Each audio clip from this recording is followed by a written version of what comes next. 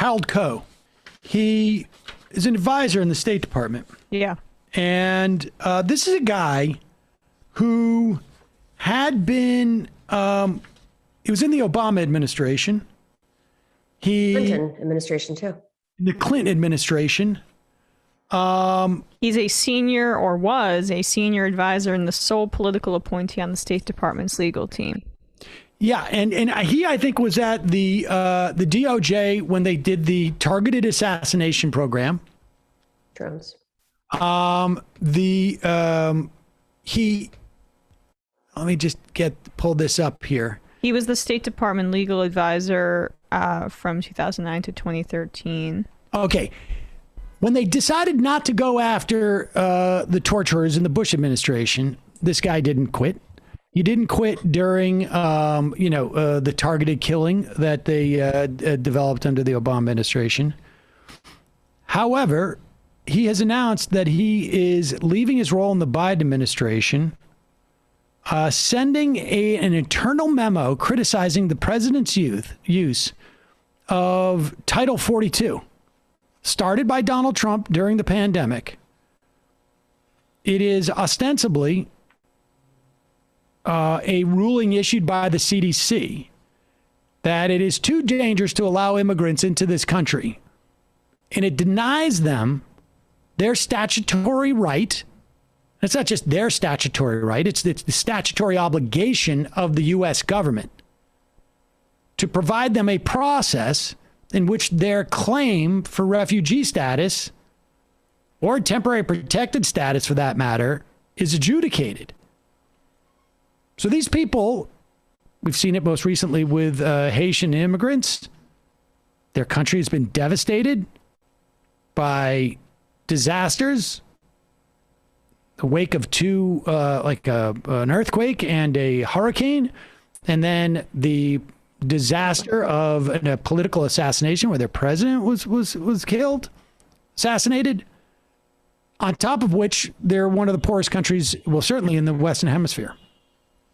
And, we've gone into the history of the United States making sure that that was the case. But nevertheless, Title 42 doesn't even allow for deportation. It's just immediate expulsion. And Co said that the Title 42 was illegal, that it was inhumane, and it was not worthy of this administration that I so strongly support.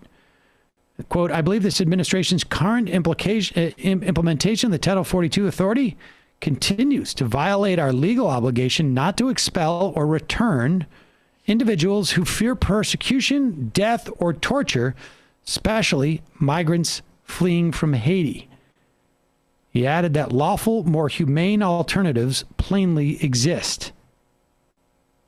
This is a big deal. This is the second person to resign from the Biden administration over what we're doing specifically with Haitian immigrants.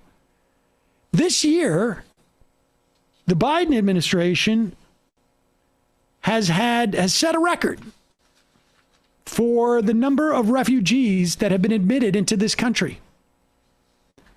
It is not a record high number.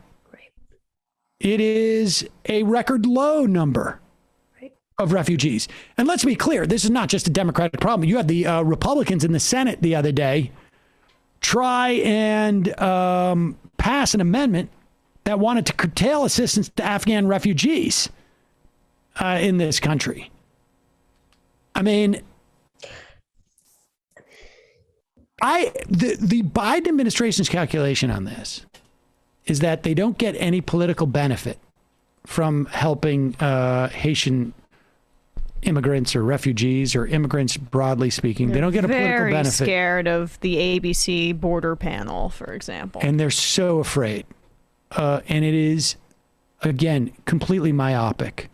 You're not vying for the votes of people who are going to be pissed about the number of Haitian immigrants that you let into this country. You're not vying for them. And the media that they consume is already saying that you're in favor of open. You have an open borders policy. So it literally matters zilch what you do substantively. They'll say the same thing. I mean, they weren't scared of withdrawing from Afghanistan. He was willing to take a week of bad news for that one and take that hit. So why is this? I don't think it's about media anymore. I mean, I'm the type of confusion I'm having towards the Biden administration and their border policy, which I'll give you some examples of what they could at least do, even if it's just a signal. It's such a confusion that it's like looking at Kirsten Sinema and being like, what is in her mind? I don't understand what they're thinking, because it's only hurting. I mean, it's hurting their administration clearly when you have people leaving after decades of work there on pretty neoliberal immigration policies. But the least they could do is come up with a plan. I'm going to go back to Andrew Cuomo. They could pull an Andrew Cuomo. I've created a commission to invest. That's what a smart neoliberal politician would do, to at least address that there's a crisis there and that they're dealing with it, even if they're overwhelmed, don't know how to handle it, whatever. It's not what I would do.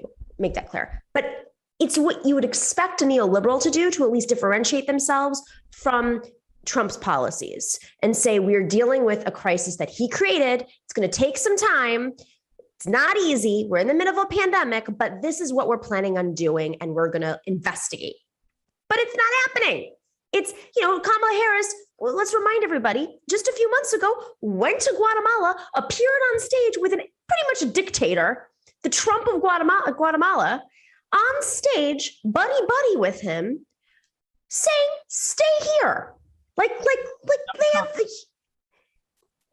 This is not empathy. It's